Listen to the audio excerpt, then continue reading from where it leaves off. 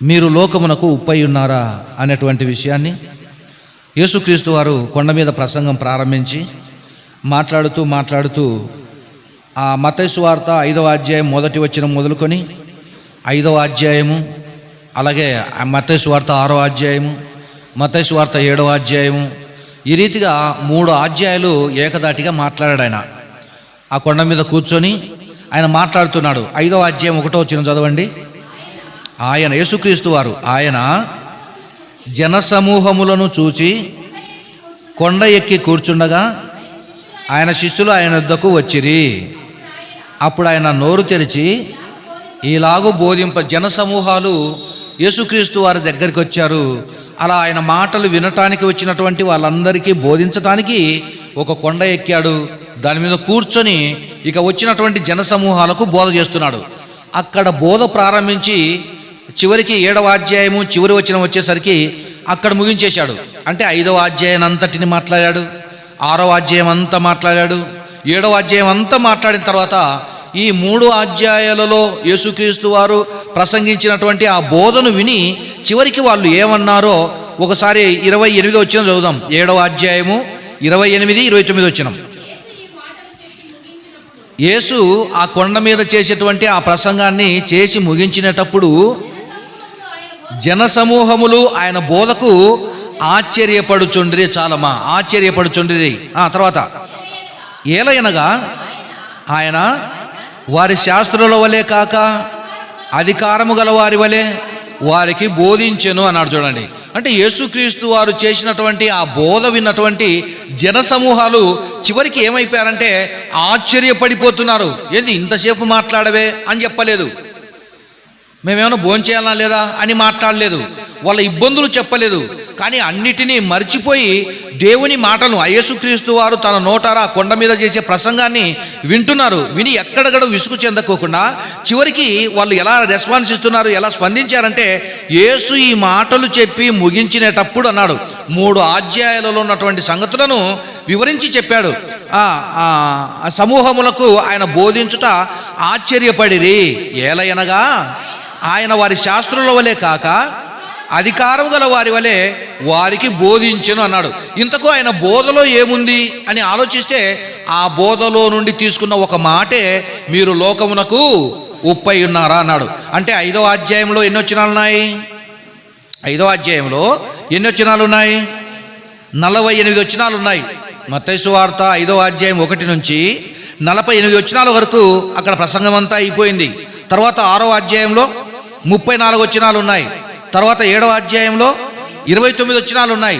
ఈ 3 అధ్యాయాలను కొండ మీద ఉండి ప్రసంగం చేసినప్పుడు లాస్ట్ వరకు విన్నారు. వాళ్ళు విన్న తర్వాత ఆశ్చర్యపడిపోయారు. ఎందుకంత ఆశ్చర్యమైనటువంటి సంగతులు యేసుక్రీస్తు వారు ఏం మాట్లాడారబ్బా అని మనం ఆలోచిస్తే ఆయన వారి శాస్త్రుల వలె కాకుండా అన్నాడు. అంటే వాళ్ళ శాస్త్రులు ఏం బోధించేవారో కానీ మొత్తానికి వాళ్ళ శాస్త్రులలాగా బోధించుకోకుండా అధికారం కలిగినటువంటి వాడుగా యేసుక్రీస్తు వారు బోధించారు. ఆ బోధలో ఉన్నటువంటి ఒక మాటనే మనము ఈ ఉదయకాలం ఆరాధనలో ఆలోచించబోతున్నాం. మత్తయి సువార్త 5వ అధ్యాయము 13వ వచనాన్ని చదవాలా. మత్తయి సువార్త 5వ అధ్యాయము 13వ వచనం చదువునైనా. ఆయన బోధ ప్రారంభించి కొన్ని మాటలు చెప్పాడు, ధన్యతలు చెప్పాడు. ఆత్మ విషయమై దీనులైన వారు ధన్యులు, కనికరం కలిగిన వారు ధన్యులు, సాత్వికులు ధన్యులు, ఇలా చెప్పుకుంటూ వచ్చి 13వ వచనంలోకి వచ్చేసరికి ఒక మంచి మాట చెప్తున్నాడు. ఏంటి ఆ మాట అంటే మీరు లోకమునకు ఉప్పై ఉన్నారు, మీరు లోకమునకు ఉప్పై ఉన్నారు అన్నాడు. తర్వాత ఉప్పు నిస్సారమైతే అది దేని వలన సారము పొందును? అది బయట పారవేయబడి మనుషుల చేత త్రొక్కబడుటకే గాని మరి దేనికిని పనికిరాదు అని చెప్పాడు ఉప్పును గురించి మాట్లాడుతూ. మళ్ళా మీరు లోకమునకు ఉప్పై ఉన్నారు అన్నారు. చూడండి, ఇంతకు ఉప్పు లోకానికి ఎలా పనిచేస్తుంది? ఉప్పు అనేది లోకానికి, లేదా లోకం అంటే ఏదో అనుకోకండి, ఉప్పు అయినటువంటిది భూమి మీద ఉన్నటువంటి ప్రతి మనిషి జీవితంలో ఎలా పనిచేస్తుందో మనం చూడాలి. ఉప్పు ఎన్ని విధాలుగా పనిచేస్తుంది, అది ఎలా తయారవుతుంది అని ఆలోచిస్తే సముద్రపు నీటిని కయ్యలుగా కట్టి ఆ కయ్యలో నింపుతారు. ఇటు కాకినాడ ప్రాంతంలో కానీ, వైజాగ్ ప్రాంతంలో కానీ, అలాగే ఒంగోలు ప్రాంతంలో మచిలీపట్నం, కొత్తపట్నం ఉంది, ఆ ప్రాంతం కానీ, అలాగే నెల్లూరు కానీ, ఈ ప్రాంతాలలో అక్కడి నుంచే మనకు ఉప్పు వచ్చేస్తుంది. ఎలా ఉప్పు తయారు చేస్తారంటే, ఆ సముద్రపు అద్దరినున్నటువంటి కొంత దూరంలో సుమారు 50-60 అడుగుల లోతుకు బోరు వేసేస్తారు. అలా బోరు వేసి ఆ బోరులో నుంచి నీటిని పైకి తోడి వాటిని కయ్యలకన్నిటి కట్టేస్తారు, కయ్యలు కట్టేస్తారు. ఆ కయ్యలలో కట్టిన తర్వాత సూర్యుని వేడిమి చేత ఆ కయ్యలో ఉన్నటువంటి నీరంతా ఆవిరైపోతే చివరికి మిగిలినటువంటి ఉప్పు ఉంటుందే, ఆ ఉప్పునే యంత్రాల ద్వారా శుద్ధి చేసి మన వరకు తీసుకుని వచ్చేస్తారు ప్రతి పల్లెకు. ఇది ప్రపంచమంతా జరుగుతున్నటువంటి ఉప్పు యొక్క పరిశ్రమ. అక్కడ ఉప్పు ఎలా తయారవుతుందంటే, ఆ సముద్రములో ఉన్నటువంటి నీటినే ఆ పరిసర ప్రాంతాలలో బోరు వేసి ఆ బోరులో నుంచి కయ్యల్లోనికి నీళ్లు కట్టి ఆ నీళ్ళలోనే కొంత కెమికల్ వేసిన తర్వాత ఎండ వేడిమి చేత పై ఉన్నటువంటి నీరంతా ఆవిరైపోతే ఆ చివరిగా మిగిలినటువంటి ఆ ఖనిజ పదార్థమే ఉప్పు. ఆ ఉప్పును యంత్రాల్లోనికి తీసుకుని వెళ్ళిపోయి అలాగన దాన్ని తగిన సైజులో సాల్ట్గాను లావు ఉప్పుగాను తీసుకొని ఆ ప్రపంచ దేశాలకన్నిటి కూడా వెళ్ళిపోతుంది. కనుక ఉప్పు ఎన్నిటిలో పనికొచ్చేస్తుంది అని మనం ఆలోచిస్తే, మనం వండుకునేటువంటి ఆహార పదార్థాలన్నిటిలో కూడా మనం ఉప్పు వేసుకుంటాం. ఉప్పు లేకోకుండా వండితే ప్లేట్ తిరగబడుతుంది, ఉప్పు వేయకోకుండా సప్పిడి చేసి పెట్టినామని చెప్పేస్తారు. నిజంగా ఈ ఉప్పు ఎన్ని విధాలుగా పనికొచ్చేస్తుంది, ఎంత రుచినిచ్చేస్తుంది అని ఆలోచిస్తే, ఈ చేపలు వేటకు వెళ్ళేటువంటి, సముద్రంలో చేపలకు వెళ్ళేటువంటి వారు పెద్ద పెద్ద బోట్లు వేసుకొని వెళ్ళిపోతారు. 1 రోజు 2 రోజులు అక్కడే ఉండి చేపలన్నీ పట్టేస్తారు. పట్టినటువంటి ఆ చేపలు చెడిపోకోకుండా వాళ్ళు ఏం చేస్తారంటే, ఉప్పు బస్తాలు వేసి ఉప్పు మీద అంతా ఒక లేయర్ అంతా ఉప్పేసి ఉప్పు మీద చేపలు వేసేస్తారు. మళ్ళీ చేపల మీద మళ్ళీ ఒక లేయర్ అంతా ఉప్పేసి దాని మీద మళ్ళీ చేపలు వేసేస్తారు. నేను కలర్ చూశాను బోట్లోకి వెళ్ళిపోయి. కనుక ఆ ఉప్పు వేయటం చేత చేప కొన్ని దినాలు అలాగే నిల్వ ఉంటుంది. అలాగే చిన్న చిన్న చేపలన్నిటినీ పెద్ద పెద్ద చెరువులకు వేసేసి వాటిలో ఊరబెట్టి పైన ఉప్పుతో పెట్టేస్తారు. అవి కూడా ఉంటాయి, మేము కలర్ చూసినటువంటి అన్నీ. కనుక ఉప్పు లేకోకుండా చేపను భద్రపరచడం చాలా కష్టం. కనుక వేటకెళ్ళేటువంటి వాళ్ళకు ఉప్పు అవసరం. అలాగే కొన్ని జంతు చర్మాలను కొన్నాళ్ళు నిల్వ ఉంచడం కోసం, దుర్వాసన రాకోకుండా వాటిని కాపాడుకోవడం కోసం ఉప్పు వేసేసి వాటిని భద్రపరుస్తారు. ఇకపోతే ఉప్పు అనేటువంటిది లేకోకుండా ఏ ఆహారం కూడా రుచిగా ఉండటం చాలా కష్టం. అందుకే యోబు గ్రంథంలో 6వ అధ్యాయం 6వ వచనంలో మాట చదివాడు సహోదరుడు. యోబు గ్రంథము 6వ అధ్యాయము 6వ వచనంలో ఉప్పు ఎలా పని చేస్తుందో, ఎంత రుచిగా ఉంటుందో అక్కడ మాట్లాడతాడు యోబు గారు. ఉప్పు లేక ఎవరైనా రుచిగల దానిని తిందురా అన్నారు చూడండి. అంటే ఉప్పు వేస్తే నువ్వు వండేటువంటి ఆహార పదార్థాలు, వంటకాలు రుచిగా ఉండాలంటే ఏం చేయాలంట? ఉప్పు వేయాలా అని చెప్పేశాడు. గతంలో ఒకసారి చెప్పాను, ఎన్ని వేసి వంట తయారు చేసినా ఉప్పు వేయకపోతే అంత ఉండదు. అందుకే ఉప్పు అంటదంట ఒక్కొక్కసారి, అన్నేసి చూడు నన్నేసి చూడు అంటదంట. ఎన్నో మసాలాలు పెట్టేస్తావు, ఎంత నైపుణ్యంగా కూర చేసినా కూడా. మీరు ఈరోజు మాంసం చేసుకుంటారు కదా, అన్నీ వేయండి, ఉప్పు లేకుండా ఏం చూద్దాం ఎలాగుంటుందో. అలాగే పప్పు చేసేస్తారు, పప్పు ఉప్పు లేకుండా చేయండి చూద్దాం ఎలాగుంటుందో. కనుక ఉప్పు అనేది ఎంత అవసరం అంటే, అటు మనుషులు అనుభవించడానికి రుచినిచ్చేస్తుంది, అలాగే ప్రకృతిలో ఉన్నటువంటి కొన్ని మాంస పదార్థాలను నిల్వ చేయటానికి, అలాగే ఊరగాయ పెట్టేటప్పుడు కూడా ఉప్పు లేకోకుండా ఊరగాయ పెట్టడం కష్టం. కనుక ఈ ఉప్పును గురించి యోబు గారు మాట్లాడుతూ, ఉప్పు లేకోకుండా 6వ అధ్యాయం 6వ వచనం, ఉప్పు లేక ఎవరైనా రుచి లేని దాన్ని తిందురా అన్నాడు. అంటే రుచి రావాలంటే ఏం వేయాలా? దాంట్లో ఉప్పు వేయాలా, సమంగా ఉప్పు వేయాలా, సమంగా కారం వేయాలా, సమంగా పులుచుండాలా, సమంగా చేస్తేనే రుచిగా ఉంటే దాన్ని తినగలరు. అంటే ఉప్పు అనేది రుచినిచ్చేటువంటిది. మరొకటి మాట చూద్దాం. కొలస్సీలకు రాసిన పత్రిక 4వ అధ్యాయము 6వ వచనం దగ్గరికి వెళ్ళిపోదాం. కొలస్సీలకు రాసిన పత్రిక 4వ అధ్యాయము 6వ వచనాన్ని మనం ఆలోచిద్దాం. కొలస్సీలకు రాసిన పత్రిక పేజీ నెంబర్ 184. ప్రతి మనుష్యునికి ఏలాగు ప్రత్యుత్తరం ఇయ్యవలెనో అది మీరు తెలుసుకొనుటకై మీ సంభాషణ ఉప్పు వేసినట్టు ఎల్లప్పుడూ రుచిగలదిగాను కృపాసహితముగాను ఉండనీయండి అన్నారు చూడండి. అంటే ఉప్పు ఎలాంటిదంటే రుచినిచ్చేటువంటి గుణము కలిగినటువంటిది. అలాగే ఇతర ఆహార వస్తువులు చెడిపోకోకుండా భద్రపరిచే గుణం కలిగినటువంటిది ఉప్పు. కాబట్టి ఈ ఉప్పును ఎందుకు తీసుకొచ్చి ఇక్కడ చెప్పాడు యేసుక్రీస్తు వారంటే, ఈ ఉప్పును గురించినటువంటి ఈ ఉప్పుతో ఆయన పిల్లనటువంటి మనకు ఒక పాఠం చెప్పాలనుకున్నాడు. ఉప్పును చూపించి ఉప్పును గురించినటువంటి సంగతిని చెప్పి ఆయన పిల్లనటువంటి మనకు ఒక పాఠం చెప్పాలనుకున్నాడు. ఇంతకు ఉప్పు ఎక్కడి నుంచి తయారవుతుందని చెప్పుకున్నాం మనం? సముద్రములో నుండి. సముద్రపు నీరు ఎలా ఉంటుంది? మీరు చూసిన చెప్పండి. ఉప్పంగా ఉంటుంది. అలాగే సముద్రములో ఉప్పంగా ఉండేటువంటి ఈ నీరు తేటగా ఉంటుందా, కలుషితంగా ఉంటుందా? సముద్రం కలుషితం, చాలా కలుషితంగా ఉంటుంది సముద్రం నీళ్ళు. ఆ సముద్రపు నీళ్ళలోనే ప్రపంచ దేశాలలో ఎక్కడెక్కడ వర్షాలు పడినప్పటికీ ఆ మురికి అంతా మొత్తం సముద్రంలోకే పడుతుంది. అలాగే ఎక్కడున్నటువంటి నదులు కానీ అందులో సముద్రంలోనే పడతాయి. ఎక్కడెక్కడ మురికి కాలువలు అందులోనే సముద్రంలో పడిపోతాయి. ఎక్కడెక్కడ చనిపోయినటువంటి అవన్నీ కళేబరాలు సముద్రంలోకి కొట్టేస్తాయి. వాటికి సంబంధించినటువంటివన్నీ కూడా సముద్రంలోకి వచ్చేస్తాయి. కానీ సముద్రపు నీరు ఉప్పగా ఉండటం వల్ల అవన్నీ చెడిపోకుండా దుర్వాసన కొట్టకుండా ఉంటుంది. కనుక ఈ సముద్రపు నీరు కలుషితమైనప్పటికీ, సముద్రపు నీరు ఉప్పుగా ఉండేటప్పటికీ ఆ సముద్రములో నుండి తీసినటువంటిదే ఉప్పు. ఈ ఉప్పు ఎలాంటిదని చెప్పాడు మత్తయి సువార్తలో 5వ అధ్యాయం 17వ వచనంలో, మీరు లోకమునకు ఉప్పై ఉన్నారు. ఉప్పు నిస్సారమైతే అది దేని వలన సారము పొందును? అది బయటి పారవేయబడి మనుషుల చేత త్రొక్కబడుటకే గాని మరి దేనికిని పనికిరాదు అన్నాడు. అంటే ఒక కలుషితమైనటువంటి సముద్రములో నుండి తీయబడినటువంటి ఉప్పు రుచినిచ్చేస్తుంది, కొన్ని ఆహార పదార్థాలను భద్రపరుస్తుంది.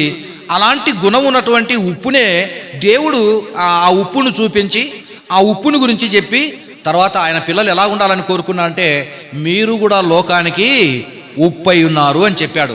మీరు కూడా లోకానికి ఉప్పు అనగానే కలుషితమైనటువంటి సముద్రపు నీరులో నుండి ప్రపంచానికి అవసరమైనటువంటి ఉప్పును తీశారు కదా.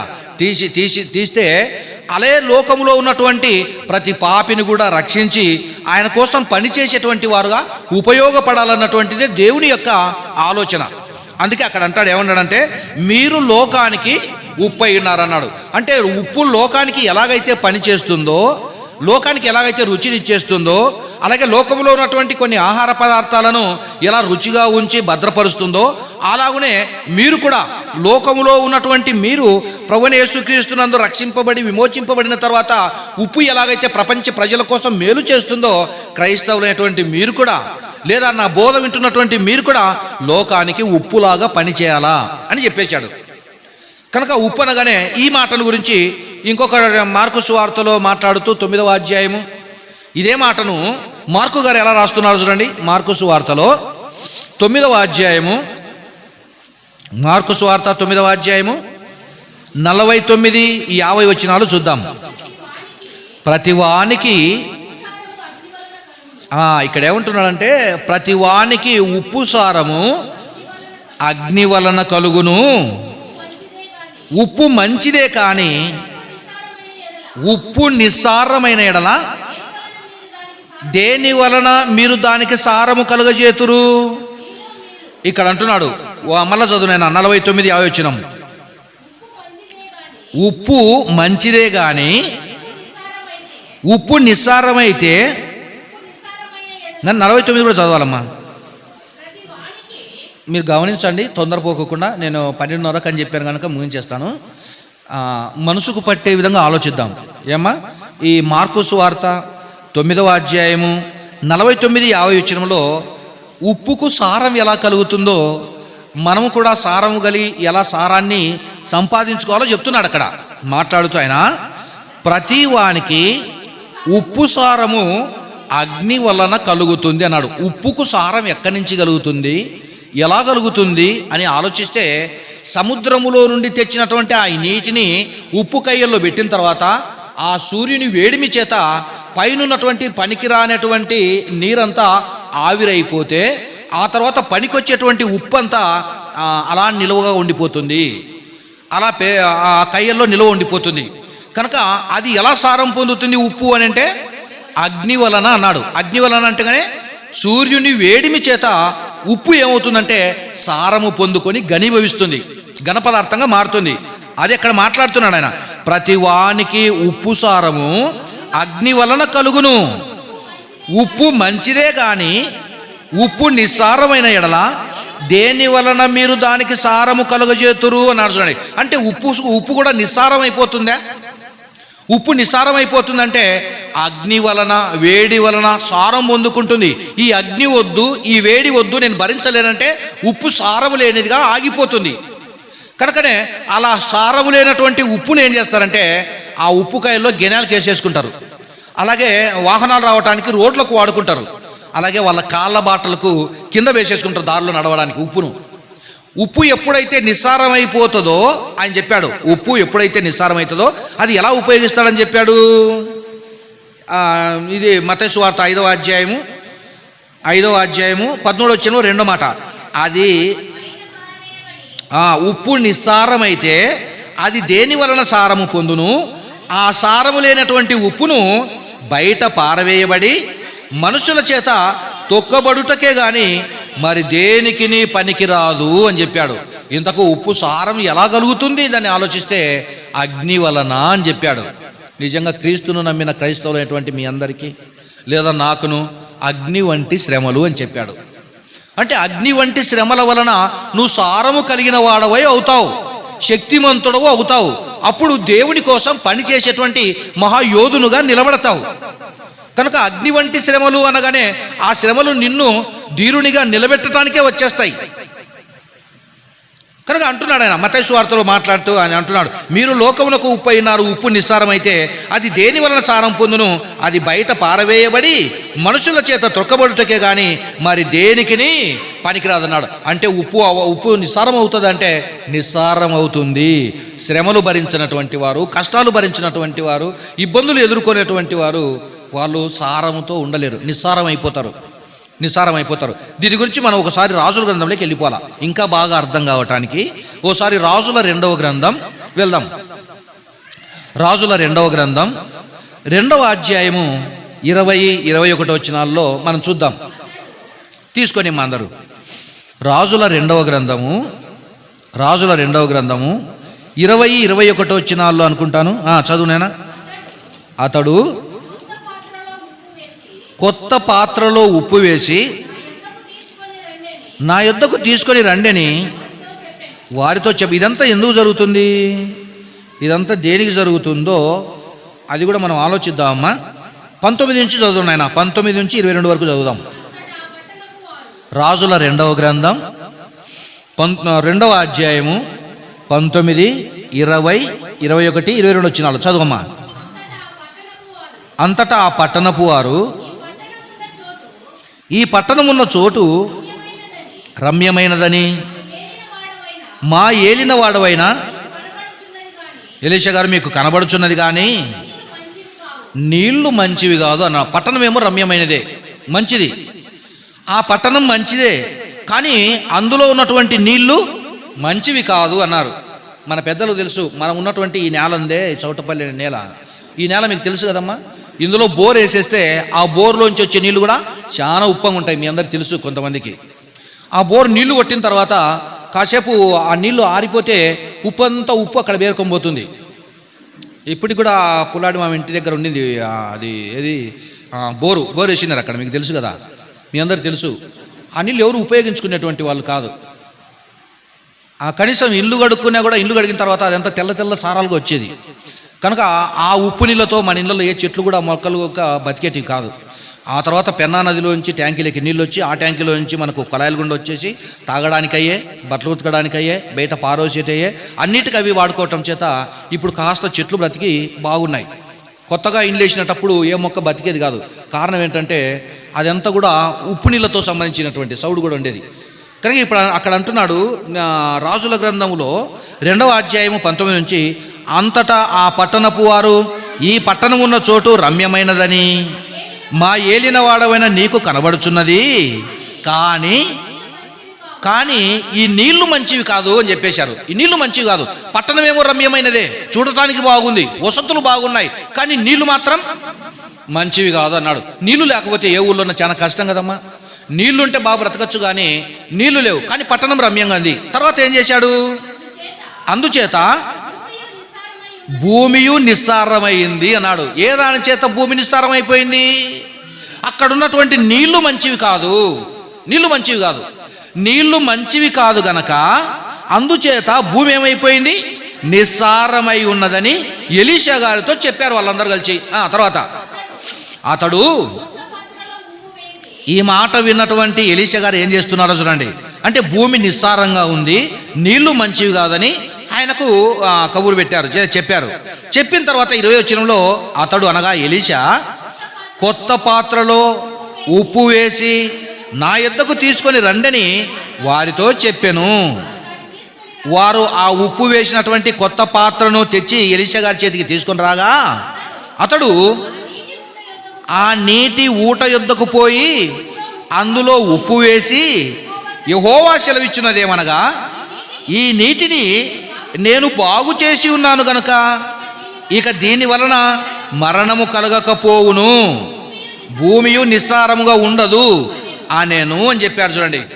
అప్పటి నుంచి ఏమైంది అక్కడ కింది వచనంలో, కాబట్టి నేటి వరకు ఎలీషా చెప్పిన మాట చొప్పున ఆ నీరు మంచిదై ఉంది అని చెప్పాడు. ఎంత అద్భుతం జరిగిపోయింది అక్కడ అంటే, ఆ పట్టణం అంతా రమ్యంగా ఉంది కానీ నీళ్లు బాగలేవు. అయ్యా నీళ్లు బాగలేవు, ఏం చేద్దామని చెప్పగానే అప్పుడు ఎలీషా గారు ఒక మాట చెప్పాడు. ఒకటి కొత్త మట్టి పాత్ర తీసుకొని ఆ మట్టి పాత్రలో ఉప్పేసి ఆ పాత్ర నా దగ్గర తీసుకుని అని చెప్పాడు.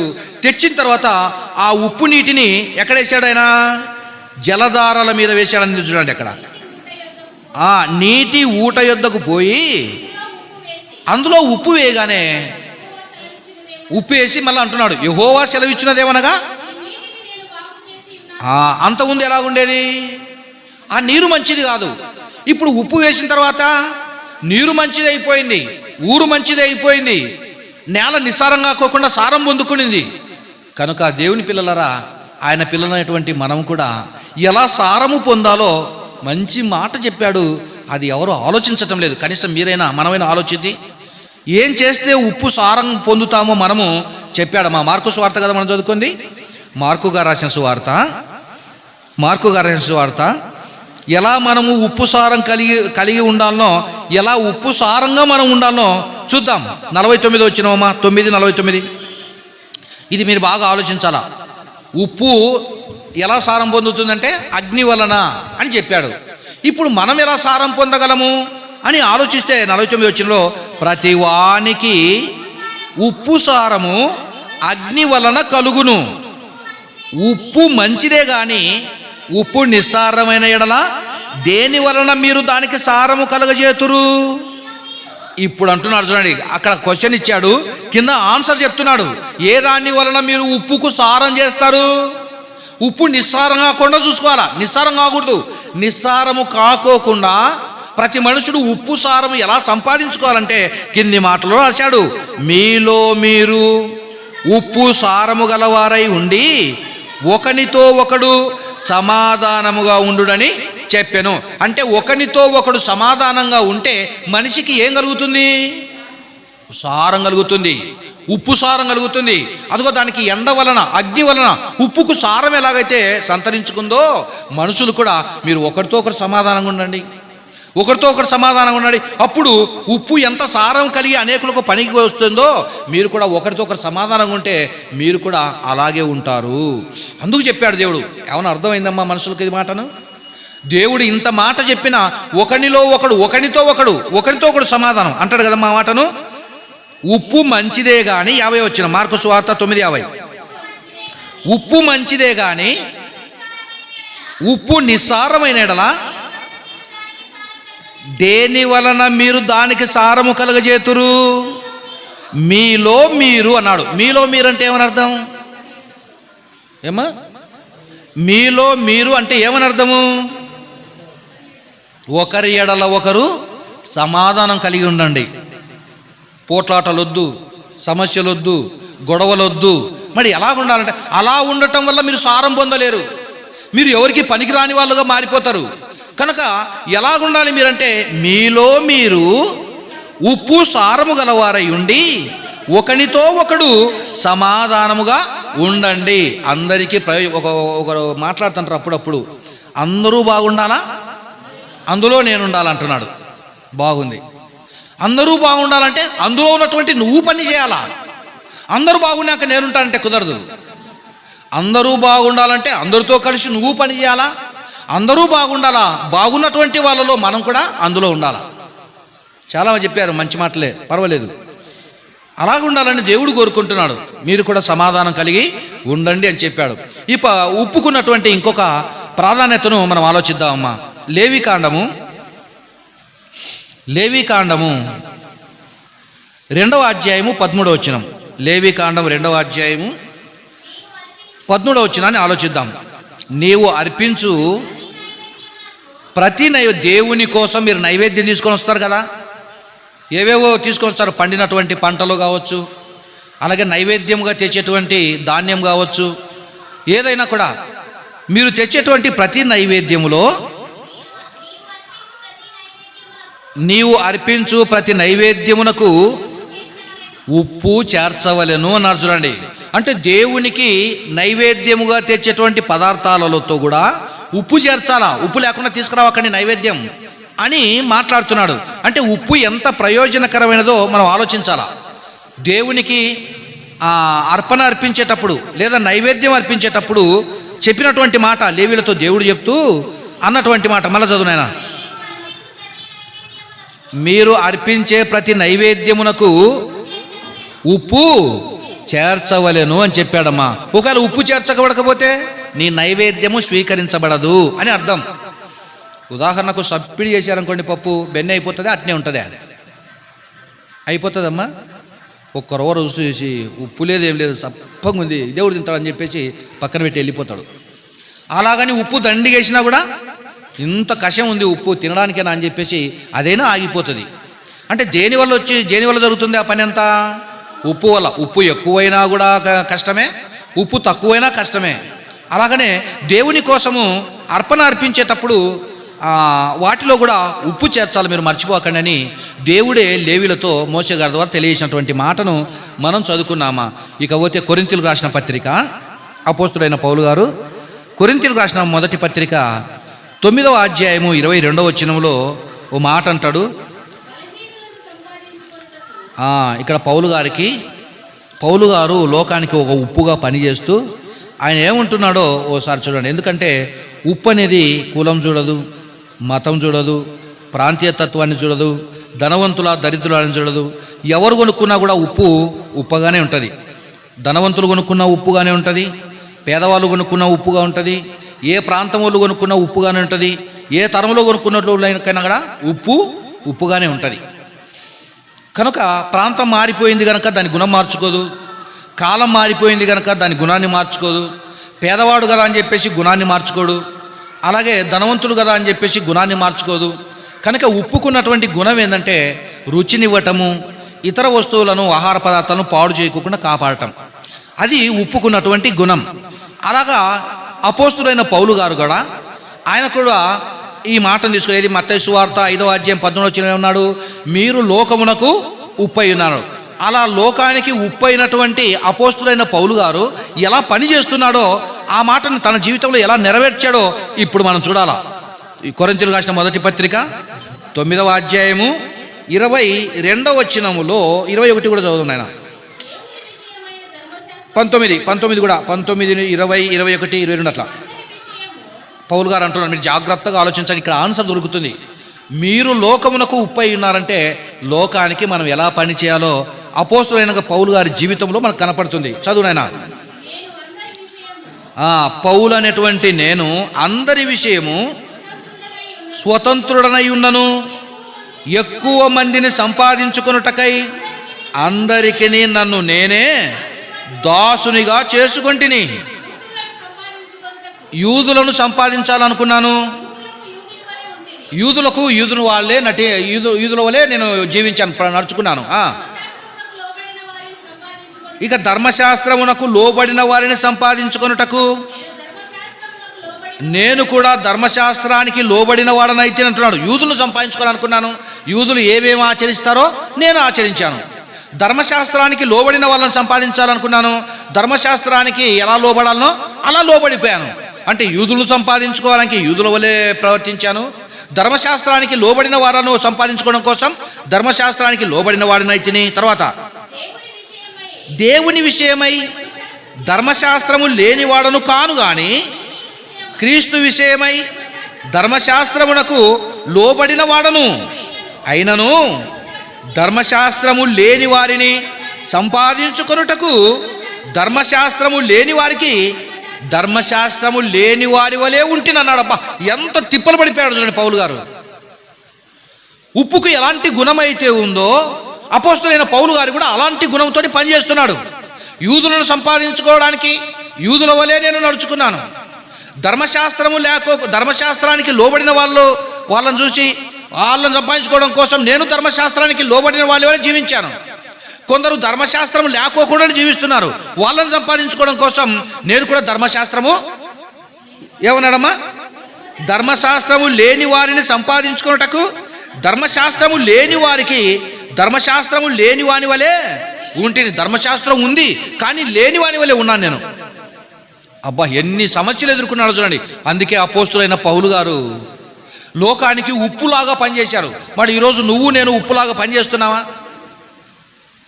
లేదంటే సారము లేని ఉప్పులాగా మనం ఉన్నావా? నాకెందుకు ఈ పని ఎంత అని చెప్పేసి ఏదో చర్చికి వెళ్ళిపోయి ఇంటికాడ కూర్చుంటే బాగుంటుంది అనుకుంటున్నాం.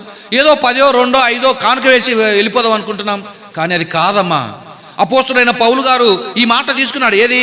మత్తయి సువార్త 5వ అధ్యాయం 17వ వచనంలో ఉన్న మాట ఏం తీసుకున్నాడు? మీరు లోకమునకు ఉప్పు అయినారు. ఉప్పు అనేటువంటిది మంచోళ్ళకు ఉప్పుగానే ఉంటుంది, చెడ్డోళ్లకు ఉప్పుగానే ఉంటుంది, భక్తులు వేసుకునే ఉప్పుగానే ఉంటుంది, భక్తిహీనులు వేసుకునే ఉప్పుగా ఉంటుంది. ఉప్పు యొక్క గుణం మారదు. కాలం మారచ్చు, ఉప్పు గుణం మారదు. మనుషులు మారచ్చు, ఉప్పు గుణం మారదు.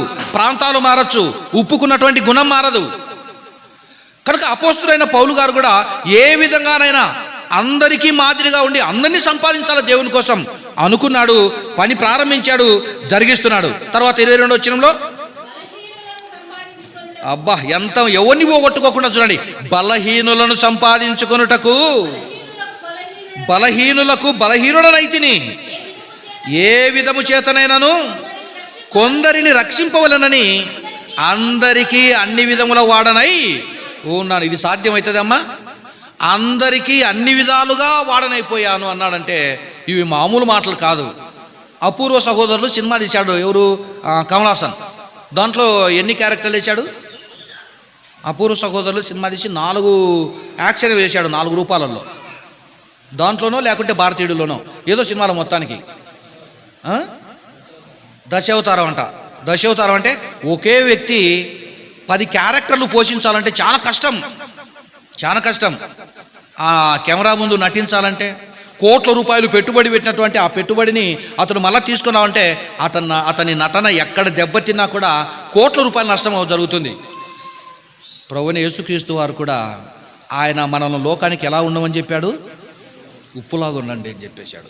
ఉప్పు, ఆ ఉప్పు అన్ని వర్గాల వారిని సంపాదిస్తుంది, అన్ని వర్గాల వారిని సంపాదిస్తుంది, అన్ని ప్రాంతాల వాళ్ళను సంపాదించేస్తుంది, అన్ని మత విశ్వాసాలు కలిగినటువంటి వాళ్ళని సంపాదిస్తుంది. ఎందుకంటే దాని రుచి అలాంటిది, దాని గుణం అలాంటిది. మరి నీ గుణం నా గుణం ఎలా ఉండాలంటే అలాగే ఉండాలా. అందుకే యేసుక్రీస్తు వారు మాట్లాడుతూ మీరు లోకమునకు ఉప్పు అయి ఉన్నారు. మీకు తెలియదు, మీరు లోకానికి ఉప్పుగా ఉండటానికి నేను చేశాను. ఉప్పు తెలుసు కదా మీకు? ఆ ఉప్పు అనేటువంటిది సముద్రంలో ఉంటుంది. సముద్రపు నీటిలో ఉండి దాన్ని ప్రత్యేకపరిచి ఒక ఉప్పుగా తయారు చేసి ఆ ఉప్పును ప్రపంచానికి పంచిపెడుతున్నాను. అలాగే మిమ్మల్ని కూడా, క్రీస్తును నమ్మినటువంటి క్రైస్తవులైనటువంటి మనలను కూడా ఉప్పు ఎలాగ పని చేస్తుందో అలాగ పని చేయాలని మీరు లోకానికి ఉప్పు అయి ఉన్నారు అని చెప్పాడమ్మా. మనం ఉప్పుగానే ఉన్నామా చెప్పండి? ఉప్పుగానే ఉన్నామా? కనుక అలా ఉప్పుగా ఉండాలని దేవుడు కోరుకున్నాడు. మీరు లోకానికి ఉప్పు అయి ఉన్నారని చెప్పేశాడు. మరొక మాట చూద్దామా? అపోస్తుల కార్యములు 2వ అధ్యాయము. ఉప్పు అనేది సముద్రంలో ఉన్నంత వరకు పనికిరాదు. సముద్రంలో నుండి బయటికి వచ్చిన తర్వాతనే పనికొచ్చేస్తుంది. అది సముద్రంలో ఉన్నంత వరకు ఉప్పు సముద్రపు నీటిలో ఉన్నంత వరకు అది ఏది పనికిరాదు, దానికి విలువ ఉండదు. సముద్రంలో నుంచి ఎప్పుడైతే బయటికి తెచ్చి ఉప్పుగా తయారు చేశామో అప్పుడు ప్రపంచానికి అది అవసరం. కనుక ఇప్పుడు అంటున్నాడు ఆయన, అపోస్తుల కార్యములు 2వ అధ్యాయము 40వ వచనాన్ని పరిశీలిద్దామా? ఇంకను అనేక విధములైనటువంటి మాటలతో పేతురు గారు సాక్ష్యం ఇచ్చి మీరు మూర్ఖులకు ఈ తరము వారికి వేరై రక్షణ పొందుడని వారిని హెచ్చరించెను అన్నాడు. చూడండి 4వ వచనంలో అపోస్తుల కార్యములు 2వ అధ్యాయము 40వ వచనంలో ఇది ఎవరు చేసే బోధ అంటే పేతురు గారు మొట్టమొదట ప్రసంగం చేస్తున్నాడు యెరూషలేం ప్రాంతంలో. అలా మొట్టమొదట ప్రసంగం చేస్తూ ఇక్కడ ప్రారంభించాడమ్మా. 2వ అధ్యాయంలోంచి ప్రారంభించాడు పెంతెకోస్తు దినం వచ్చినప్పుడు. అలా వాక్యాన్ని ప్రకటించుకుంటూ వచ్చి 40వ వచనంలోకి వచ్చేసరికి ఓ మాట అంటున్నాడు, ఇంకను అనేక విధములైనటువంటి మాటలతో సాక్ష్యమిచ్చి వాళ్ళందరితో అంటున్నాడు, మీరు మూర్ఖులకు ఈ తరము వారికి అన్నాడు. ఇప్పటికే మీరు మూర్ఖ తరములకు వచ్చేశారు. ఈ తరం అంతా చూస్తే ప్రతి ఒక్కరూ మూర్ఖంగా ఉన్నారు. కాబట్టి నా మాటలు వింటున్నటువంటి మీరైనా మూర్ఖులకు ఈ తరము వారిలో నుండి మాట్లాడుతున్నాడు అక్కడ.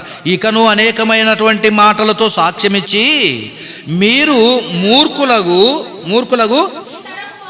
ఈ తరము వారికి వేరై రక్షణ పొందుడని వారిని హెచ్చరించాడు అన్నాడు. చూడండి, మూర్ఖపు తరంలో ఉన్నారు మీరు. వాళ్ళతో పాటు మీరు మూర్ఖులు కావాకండి. అదిగో వాళ్ళు ఉప్పుగా ఉండవలసినటువంటి వాళ్ళు నిస్సారం అయిపోయారు. నిస్సారం అయిపోయినటువంటి వాళ్ళతో మీరు కలిస్తే మీరు నిస్సారం అయిపోతారు. కనుక మీరు నిస్సారంగా ఉంటే అదిగో మనుషులు తొక్కబడటానికి దారిలో వేయబడతారు. కనుక మీరు సారం కలిగి ఉండాలంటే ఒకరికొకరు సమాధానం కలిగి ఉండి ఈ సమాధాన సంబంధమైనటువంటి సువార్తను ప్రకటించే వాళ్ళుగా మీరు లోకానికి ఉప్పు ఎలాగైతే పనిచేస్తుందో మీరు కూడా లోకానికి ఉప్పులాగా ఉండాలి అని అన్నటువంటి ఆయన ఇక్కడ అంటున్నాడు, మీరు వేరైపోండి అన్నాడు. సముద్రంలో ఉన్నటువంటి నీటిని బయటికి తెచ్చి ఉప్పుగా తయారు చేస్తేనే ఉప్పుకు విలువ. అలాగే అది అన్ని అవసరాలు తీర్చేటువంటి పదార్థం కాకుండా సముద్రంలో నిందనుకోండి, సముద్రపు నీరు ఎవరికైనా పనికి వస్తుంది? మీరు చెప్పండి అమ్మ. సముద్రపు నీరుతో ఏం వాడుకుంటారు చెప్పండి? సముద్రపు నీరు తీసుకొని బోకులు ఏమైనా తోముకుంటారా? సముద్రపు నీటితో ఎవరైనా బట్టలు ఉత్తుక్కుంటారా? సముద్రపు నీటితో ఎవరైనా స్నానం చేస్తారా? చేసినా కూడా మళ్ళీ పక్కన చేయాలా? సరదా కోసం సముద్రంలోకి వెళ్ళిపోతాం, కానీ అటు పోయిన తర్వాత బయటకు వస్తానే జిడ్డు అయిపోద్ది, శరీరం అంతా ఉప్పు అయిపోద్ది. తర్వాత వెంటనే మళ్ళీ అక్కడ బాత్రూంలోకి వెళ్ళిపోయి 10 రూపాయలు 20 రూపాయలు ఇచ్చి స్నానం చేసి రావాలా. కనుక సముద్రపులో ఉప్పు ఉన్న సముద్రపు నీటితో ఉప్పు కలిసినంత వరకు దానికి విలువ ఉండదు. సముద్రపు నీటిలో నుండి బయటికి తెచ్చి దాన్ని ఉప్పుగా తయారు చేసిన తర్వాత అప్పుడు లోకానికే పనికొచ్చేస్తుంది. అంటే సముద్రపు నీటిలో నుండి ఉప్పు ఎలాగైతే పక్కకు వచ్చేస్తుందో లోకములో నుండి నువ్వు నేను బయటకు వచ్చినటప్పుడే, క్రైస్తవుడు అయినటప్పుడే, ప్రభు నమ్మినటప్పుడే అందరికీ విలువ ఉంటుంది, నీకు విలువ ఉంటుంది. అలాగే ఆ మాటే అన్నాడు ఆయన. ఏమంటున్నాడు 40వ వచనంలో? ఇంకను అనేక విధములైన మాటలతో సాక్ష్యమిచ్చి మీరు మూర్ఖులకు ఈ తరము వారికి వేరై రక్షణ పొందండని వారిని హెచ్చరించాడు. యేసుక్రీస్తు వారు కూడా ఏం చేశారంటే అది వరకు లోకములో ఉన్నటువంటి పేతురు గారిని కావచ్చు, ఫిలిప్పును కావచ్చు, మత్తయి గారిని కావచ్చు, ఎంతమంది అయితే ఈ అపోస్తులు ఉన్నారో వీళ్ళందరినీ ఎలా ఏర్పాటు చేసుకున్నాడంటే లోకములో నుండే తీసుకున్నాడు అంటాడు. అక్కడ యోహాను గారు రాసిన సువార్త చూడమ్మా, 15వ అధ్యాయము 19వ వచనాన్ని చూద్దాం. యోహాను గారు రాసిన సువార్త 15వ అధ్యాయము 19వ వచనాన్ని 15-19 యోహాను గారు రాసిన సువార్త 15వ అధ్యాయము 19వ వచనాన్ని మనం పరిశీలిద్దాం. చదువు నాయన. మీరు లోక సంబంధులైన ఎవరిలా నాయన 17 నుంచి చదువుతావా? 17 నుంచి కూడా మీరు ఒకరినొకరు ప్రేమింపవలెనని ఈ సంగతులను మీకు ఆజ్ఞాపించుచున్నాను. లోకము మిమ్మల్ని ద్వేషించిన ఎడలా మీకంటే ముందుగా నన్ను ద్వేషించినని మీరు ఎరుగుదురు. మీరు ఎవరితో మాట్లాడుతున్న మాట ఇది? యేసుక్రీస్తు వారు తన శిష్యులతో, తాను ఏర్పరచుకున్నటువంటి వాళ్ళతో మాట్లాడుతున్నాడు. వాళ్ళని ఎలా శిష్యులుగా చేసుకున్నాడో, ఎక్కడి నుంచి తెచ్చుకున్నాడో అదంతా జ్ఞాపకం చేస్తున్నాడు. మీరు లోక సంబంధులైన ఎడల లోకము తన వారిని స్నేహించును. అయితే మీరు ఇప్పుడు లోక సంబంధులు గారు. ముందుగా లోకములో ఉన్నెళ్ళే మీరు, ముందుగా మీరంతా లోకములో ఉన్నెళ్ళే, లోక పద్ధతులు పాటించిన వాళ్ళే. అంటే సముద్రపు నీటి లాంటి వాళ్ళే మీరు ఇప్పటి వరకు. కానీ సముద్రపు నీటిలో నుండి ఉప్పుని ఎలాగా తీశారో లోకములో ఉన్నటువంటి మిమ్మల్ని లోకములో నుండి వేరు చేసి అంటున్నాడు, మీరు లోక సంబంధులైన ఎడల లోకము తన వారిని స్నేహించును. అయితే మీరు లోక సంబంధులు కారు, నేను మిమ్మును లోకములో నుండి ఏర్పరచుకొంటిని అన్నారు. చూడండి, లోకములో నుండి మిమ్మల్ని ఏర్పరచుకున్నాను. ఏ పని కోసం ఏర్పరచుకున్నాడు? మీరు లోకమునకు ఉప్పుగా ఉండటం కోసం లోకములో నుండి నిన్ను తీసుకున్నాను అన్నారు. చూడండి, అంటే ఉప్పు సముద్రపు నీటిలో ఉన్నంత వరకు ఎవరికి పనికిరాదు. ఆ సముద్రపు నీటిని బయటికి తెచ్చి ఉప్పుగా తయారు చేస్తే అప్పుడు లోకానికి ఉప్పు పనికి వచ్చేస్తుంది. మన జీవితం కూడా అలాంటిదే. మన జీవితం కూడా అలాంటే లోకంలో బ్రతుకుతున్నంత వరకు అదొక జీవితం. ఆ తర్వాత యేసుక్రీస్తు ద్వారా లోకాన్ని వదిలిపెట్టి ప్రత్యేకపరుచుకునేటప్పుడు అప్పుడు ఉప్పు లాంటి వాడవుగా ఉండిపోతావు. అది ఆ మాట అన్నాడు అక్కడ. ఏమాట? మత్తయి సువార్త 5వ అధ్యాయము 13వ వచనంలో. ఇప్పుడు చూడమ్మా మాటను.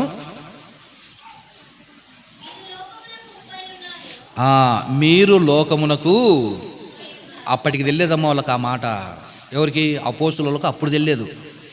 తర్వాత ఆయన చనిపోయి తిరిగి లేచి వెళ్ళిపోయిన తర్వాత ఆ లోకంలోనికి వెళ్ళిపోయి పని చేసేటప్పుడు అప్పుడు వాళ్ళకి అర్థమైపోయింది, అమ్మ లోకానికి మేము ఎంత అవసరము అని చెప్పి అపోస్తులైన పౌలు గారు అందరినీ సంపాదించుకోవడానికి అన్ని విధాలుగా ఉండిపోయాడు.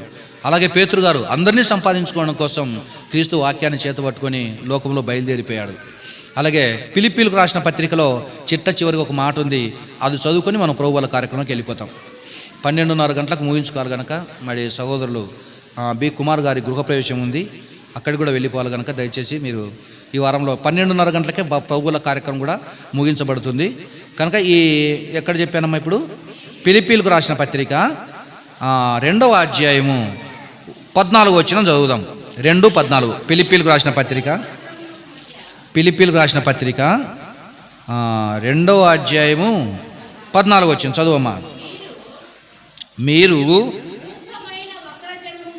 మూర్ఖమైన వక్రజనము మధ్య నిరపరాధులను, నిష్కలంకులను, అనింద్యులునైన దేవుని కుమారులగునట్లు సనుగులు మానండి, సంశయములను మాని సమస్త కార్యములను చేపట్టండి. అట్టి జనము మధ్యను మీరు జీవవాక్యమును చేతపట్టుకొని లోకమందు జ్యోతుల వలె కనబడుచున్నారు. అందువలన నేను వ్యర్థముగా పరిగెత్తలేదనియు, నేను పడిన కష్టము నిష్ప్రయోజనం కాలేదనియు, క్రీస్తు దినమున నాకు అతిశయ కారణము కలుగును అని చెప్పాడు. చూడండి, ఇది మీకు అర్థమైతే సముద్రములో ఉన్నటువంటి ఉప్పు సముద్రంలో ఉన్నంత వరకు ఎవరికి పనికిరాదు, దేనికి ఉపయోగించుకోరు. ఎప్పుడైతే సముద్రంలో నుండి ఆ నీటిని తెచ్చి ఉప్పు కాయల్లో పెట్టి తర్వాత ఉప్పుగా తయారు చేయబడుతుందో అప్పుడు అందరికీ పనికొచ్చేస్తుంది. అలాగా లోకంలో ఉన్నటువంటి మనను ప్రభువైన యేసుక్రీస్తు వారు తను కార్చిన రక్తం చేత మన ప్రతి పాపం నుండి విడుదల చేసి మనలను ఉప్పుగా తయారు చేశాడు. అంటే ఒక పనికొచ్చే వాళ్ళనుగా తయారు చేశాడు, అందరికీ ఉపయోగపడేటట్టుగా చేశాడు. కనుక మనం అందరం కూడా ఇదిగో మత్తయి సువార్త 5వ అధ్యాయము 13వ చెప్పినటువంటి మాట ప్రకారము మీరు లోకమునకు ఉప్పు అయి ఉన్నారు. ఒకవేళ ఉప్పుగా ఉండవలసినటువంటి మనము సారము లేక నిస్సారంగా ఉంటే అది ఏమైపోతుందంట? మనుషులు తొక్కటానికి అది బయట పారేస్తారు అని చెప్పారు. దయచేసి అది ఉప్పును గురించి చెప్పింది కాదు, కానీ ఉప్పు లాంటి మన కోసం చెప్పినటువంటిది. మీరు దేవుని కోసం పని చేయలేదనుకోండి, అలాగేమైపోతుందంటే బయట పారవేయబడి మనుషులతో తొక్కుతుంటారు అని చెప్పాడు. అది ఒకరోజు కాదు, 2 రోజులు కాదు. మరణించిన తర్వాత దేవుని పని చేయకోకుండా నువ్వు మరణించావో మనుషులు ఎలాగైతే తొక్కుకుంటూ పోతారో అప్పుడప్పుడు జరుగుతుంది కదా. కొన్ని సందర్భాలలో జనాలు ఒకరి మీద ఒకరు పడిపోయి తొక్కీసలాటలో చనిపోయారు అంటారు కదా. ఆ తొక్కీసలాట ఆ రోజు ఒకరోజే జరుగుతుంది, కానీ మనం మరణించిన తర్వాత యుగాలు తొక్కబడుతూనే ఉంటాం. ఆ పరిస్థితి మనకు వద్దమ్మా. కనుక మనలో మనం ఉప్పు సారం కలిగి ఉండాలంటే ఏం చేయమన్నాడు?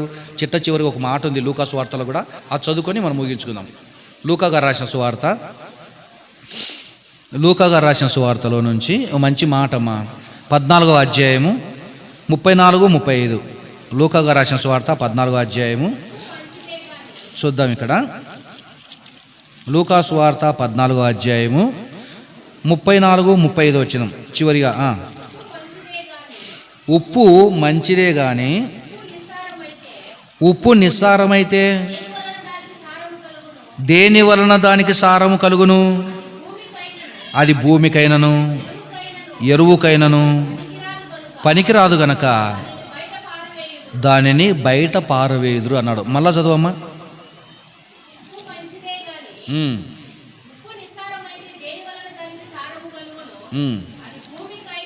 అది భూమికైనను ఎరువుకైనను పనికి రాదు గనక ఆ పనికి రానటువంటి సారము లేని ఉప్పును ఎక్కడేస్తారంట? బయట వేసేస్తారు. ఏంది ఉప్పు బయట వచ్చే మనకేమనుకుంటున్నారా? కాదు. నువ్వు దేవుని కోసం పని చేయకపోతే, దేవుని కోసం సారం కలిగి పని చేయకపోతే నిన్ను కూడా బయట పారవేయబడును. అదే ఇంకొక మాట చెప్పాడు, ఎక్కడో జ్ఞాపకం వచ్చేస్తుంది. అయ్యా అయ్యా మాకు తలుపు తట్టంటే మీరెవరో మిమ్మల్ని ఎరుగును అన్నట్లు ఉంటుంది. అన్న తర్వాత కింది వచ్చినలో ముగింపులో ఒక మాట అన్నాడు అక్కడే, వినుటకు చెవులు గలవాడు వినుగాక అని. ఇదేంటి అర్థము? వినుటకు చెవులు గలవాడు వినుగాక అని వారితో చెప్పాడు. ఇప్పుడు మనం అంతా విన్నాం కదమ్మా, వినటం వేరు, గ్రహించటం వేరు. కనుక విన్న ప్రతి మాటను గ్రహించాలా. గ్రహించే వాళ్ళ గురించి మాట్లాడుతున్నాడు ఆయన.